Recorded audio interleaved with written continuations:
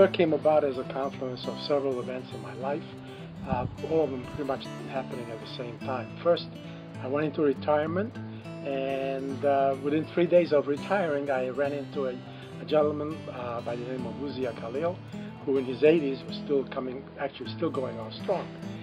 He convinced me not to retire, given my background in healthcare consulting, and asked me to meet a bunch of companies, startups mostly in healthcare, in medical devices and electronics, that needed some help learning how to do business in the United States.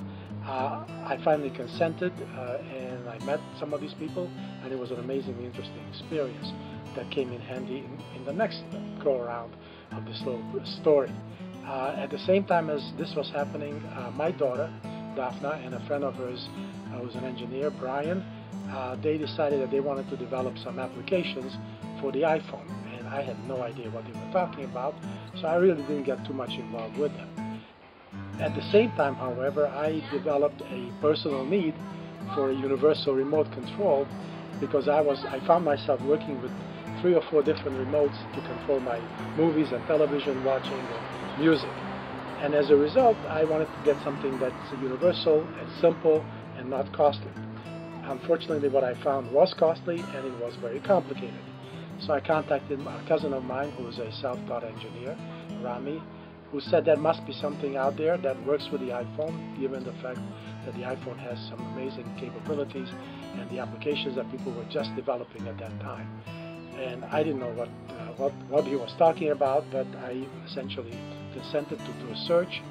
We searched for something in that area for remote controls, and we couldn't find anything. So all of a sudden, he said, well, let me see if I can find something for you. He went into his basement, and about a week later, he came back, with this wooden board, and with lots of holes in it. He called it a breadboard, which I didn't know what it was at the time, full of various electronic components. And then he said, look, I connect this to my iPod, I can turn on the television set, and he did. I can shut off the television set, and he did. Change the volume, change the channels, all from a distance of about 10-15 feet away. And I said, okay, that's great. I said, now you have a remote control. What do we need to make it work practical and that I can use it? He says, well, you have to do several things. He explained to me you would need the help of Brian to do some things, you'll need the help of Daphna to do some things, and some other people. And he explained to me that we need to miniaturize the circuitry, take this breadboard and make it very, very small, so that essentially it would fit around an iPhone without taking up too much space and making it bulky and unwieldy.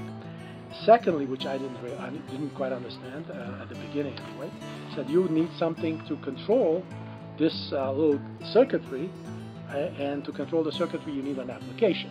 I said, okay, how do we do that? He says, well, let's first find somebody who can miniaturize the circuit. And I said, okay. I contacted some of my people that I met through Uzia Khalil in Israel, and through that set of connections, if you will, I met with Guy, who turns out to be an absolute genius in taking circuitry and miniaturizing it and making it fit into a tiny space. And then Rami said, okay, so we put him to, so to speak, we put him to work to do that.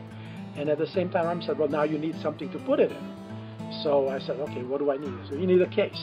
So you need some kind of a packaging, plastic packaging that you can put the circuitry in, and then essentially the last thing you will need is an application which will be on the iPhone itself, which will bring all of these strings together and make it possible for you to use the remote to turn on things, shut off things, as well as learn codes from the various devices. It sounded extremely complicated to me, but we started doing the search. So after finding Guy, we started on the process of miniaturization.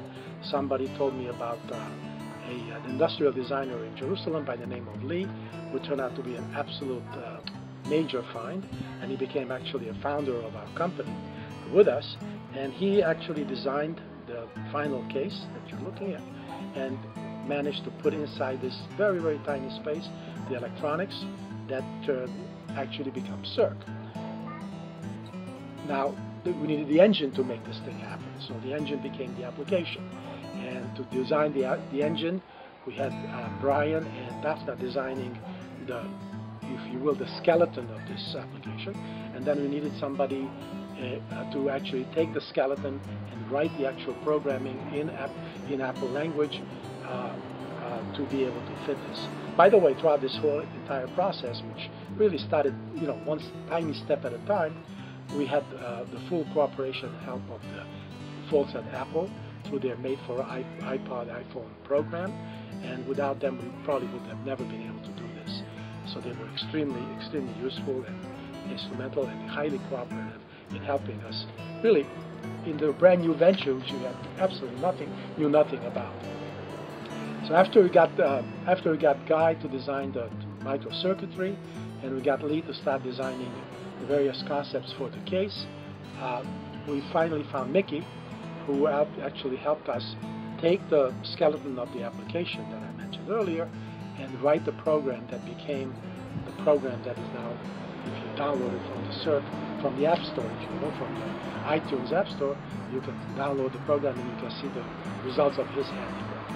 So in a course of about 18 months, we went through a lot of different changes, and of course, again, I knew nothing about any of these things. I mean, I was a totally, really literally a totally brand new babe in the woods. So I learned along the way that you have to do this, you have to do that, you have to help out in different areas, besides obviously helping raise funds for it and make this thing happen.